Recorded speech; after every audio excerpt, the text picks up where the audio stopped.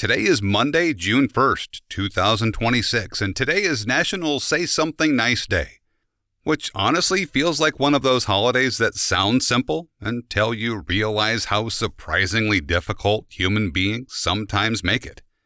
Accomplishment should not require courage, and yet somehow occasionally it does, which actually fits today's episode more than I expected, because June 1st kept circling back to one strange idea: the tools humans create to help each other survive, sometimes physically, sometimes emotionally, sometimes culturally.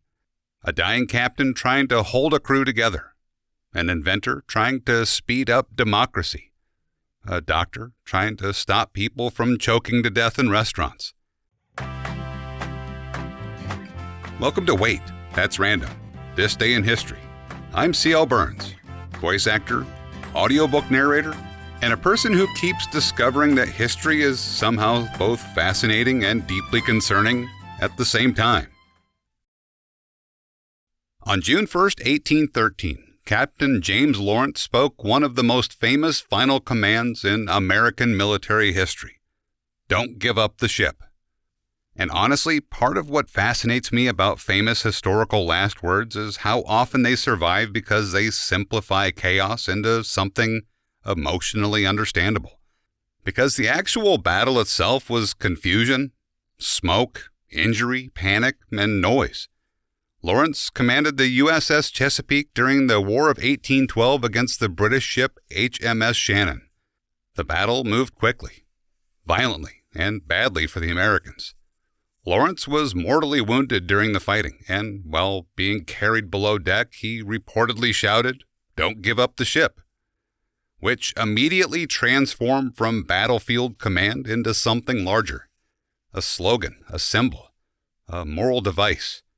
And humans do this constantly throughout history. We take emotionally charged moments and compress them into phrases simple enough to carry forward, because phrases travel more easily than full complexity.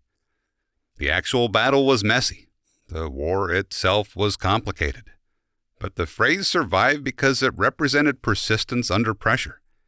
And one thing I kept thinking about while reading this story was how much leadership often comes down to emotional tone.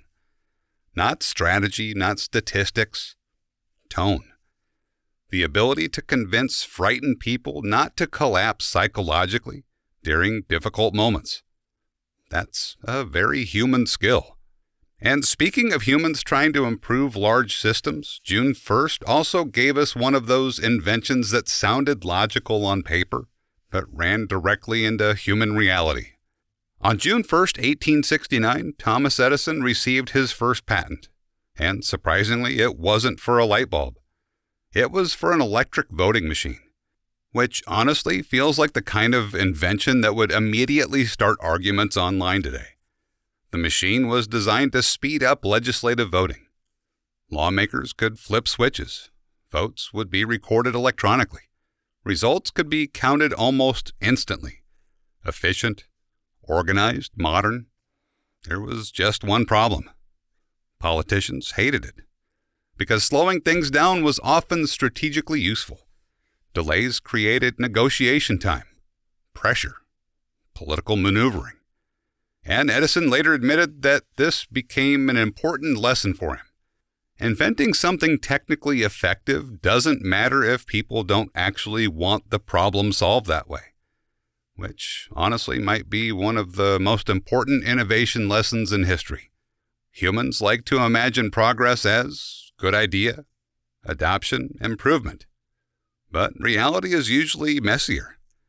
Technology collides with incentives, habits, power structures, emotions. And suddenly, the better system doesn't automatically win.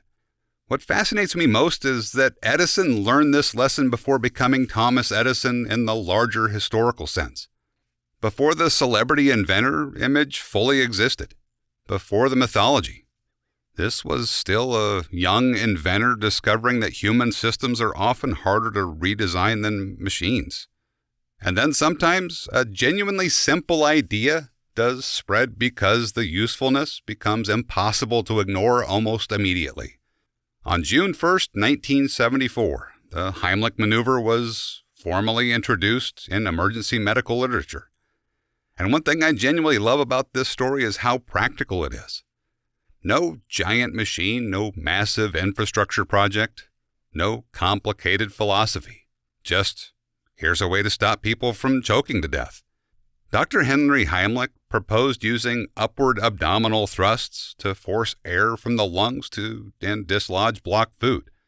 And before this method became widely known, choking emergencies were often much deadlier because people simply didn't know what to do quickly enough.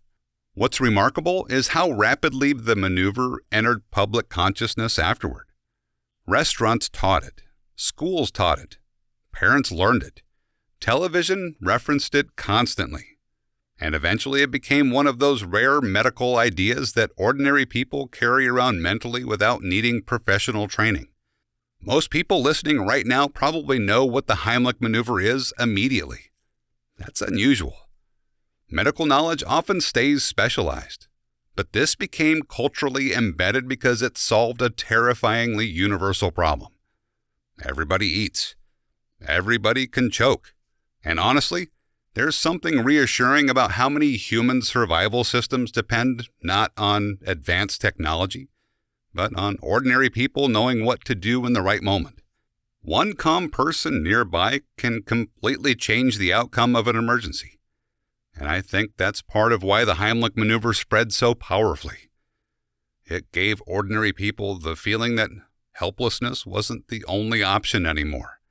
After spending today's episode around leadership, communication, and the strange ways human beings help steady each other during difficult moments, it actually feels fitting to end with someone whose voice became emotionally reassuring to millions of people almost automatically. Born on June 1st, 1937 in Memphis, Tennessee, Morgan Freeman became one of the most recognizable voices in modern film culture. And honestly, very few actors have ever achieved the level of trust audiences seem to place in Morgan Freeman's narration specifically. People hear his voice and immediately assume wisdom, calmness, authority, perspective, which is fascinating because voice itself carries enormous emotional power. Freeman's delivery rarely feels rushed. He pauses carefully, speaks deliberately, allows silence to exist naturally. And that pacing gives audiences the feeling that somebody thoughtful is guiding them through information instead of performing at them. What stood out to me while reading through his career was how gradual his cultural image developed. He worked for years in theater, television, and smaller film roles before becoming widely recognized later than many major Hollywood stars. And maybe that gradual rise helped shape the grounded quality people associate with him now. He doesn't usually project frantic energy. He projects steadiness, which honestly fits surprisingly well beside today's episode, because every story today involved people trying, in one way or another, to help others stay calm long enough to get through something difficult. Something I kept circling back to while working through June 1st was how much human survival depends on shared knowledge, a phrase that keeps morale intact, a machine attempting to improve civic systems, a medical technique passed from person to person, a voice people instinctively trust. And what's interesting is that none of these things physically guarantee safety, but they all help reduce panic, confusion, uncertainty. Maybe that's one of the most important things humans actually build for each other. Not perfection, just enough structure to make frightening situations feel survivable. Anyway, that's what June 1st quietly turned into today. And before I step out for the evening, here's today's wonderfully optimistic quote. How wonderful that we have met with a paradox. Now we have some hope of making progress.